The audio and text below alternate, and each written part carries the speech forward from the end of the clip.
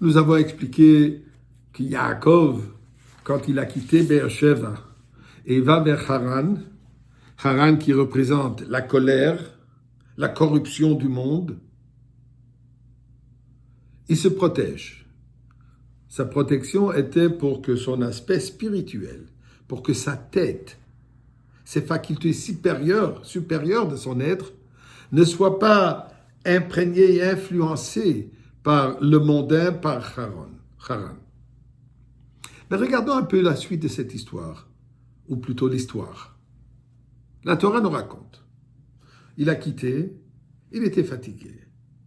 Et comme il est dit dans le Rashi, le Midrash, c'est la première fois qu'il va se reposer depuis qu'il a quitté et qu'il était à la yeshiva de Shem-Ve'ever. Il rêve une échelle plantée dans la terre, Arza, Mutzav Arza, elle est bien implantée, fermement bien dans la terre, Voroshamagia Hashamaima, et le bout de l'échelle qui atteint jusqu'à l'intérieur du ciel. Donc, ce n'est pas seulement une échelle qui relie, qui va de la terre au ciel, mais qui en sorte relie le terre et le ciel. Et il voit les anges qui montent et qui descendent. Il rêve une bénédiction divine, une promesse du futur, une promesse de la venue de Klal Israël, une promesse de tous les défis que tu auras durant ton séjour, tu reviendras, pas seulement toi, tes enfants, Ufaratsta Yam Avakedma. Je ne sais pas s'il a chanté le chant Ufaratsta, mais la bénédiction que tu vas envahir le monde, tu vas conquérir le monde, tu vas transformer le monde. Il lui dit, ne t'inquiète pas, je ne vais pas te lâcher. Je ne vais pas te lâcher jusqu'à que je vais accomplir ce que je t'ai dit. Yaakov se réveille.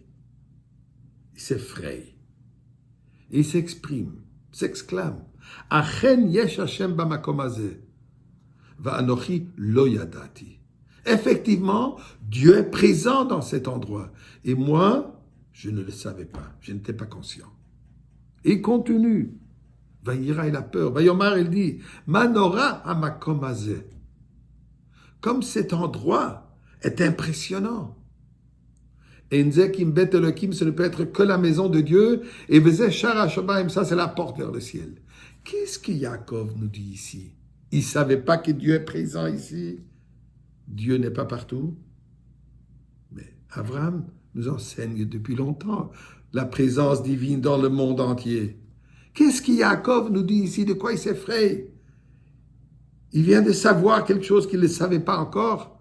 Mais chaque enfant sait Hachem is here, Hachem is there, Hachem is everywhere, que Dieu est partout. Qu'est-ce que Yaakov s'effraie? Eh bien, Yaakov savait très bien que Dieu est partout. Mais Abraham, Yitzhak et Yaakov jusqu'à présent, leur mitzvot, leur relation avec Dieu était une relation spirituelle, n'était pas une relation concrète qui se manifestait, qui s'impliquait dans le mondain, dans le matériel. Makom hazeh. Là, Yaakov voit cette échelle qui relie, qui fusionne le haut et le bas et le haut. Il voit que le monde matériel devient un, s'unifie, se fusionne entièrement avec le monde spirituel. Que la spiritualité non seulement influence, mais transforme le monde matériel. Ceci, Yaakov dit, Vanochi lo yadati. C'est pas quelque chose que je comprends. Yedia nous dit, le Alter Rebbe dans le Tanya vient du Mlachon, Vadat, Mlachon, Hit Kashrut, noué, fusionné, unifié. Je savais que on se laisse influencer par Dieu, mais que le mondain, que le matériel fusionne entièrement et se transforme en objet spirituel, lo yadati. Ceci, je ne savais pas. Donc, il y a Dieu dans cet endroit, dans ce monde matériel. Il faut dévoiler, développer, élever pour que ça devienne un objet spirituel. C'est ça ce que Yaakov dit. Et Dieu lui dit, tu vas réussir dans ta mission, puisque ça c'est la mission du peuple juif qui va se finaliser quand? Kilo et Zafra, je ne vais pas te lâcher jusqu'à ce que ce sera accompli. Ceci sera accompli parfaitement au temps de la Géoula. C'est là avec Mashiach que le monde entier deviendra la maison que Yaakov y voit, Bet Elohim, la maison de Dieu. C'est ça ce que Yaakov voit dans son rêve et c'est effrayant, c'est impressionnant. Il dit c'est une mission extraordinaire. De quoi il a peur? Mais Dieu lui dit, ne crains pas, tu n'es pas seul, je suis avec toi. Et c'est cette mission que nous disons à Kadosh Baruch Hu. On a conclu. Le monde reconnaît ton existence.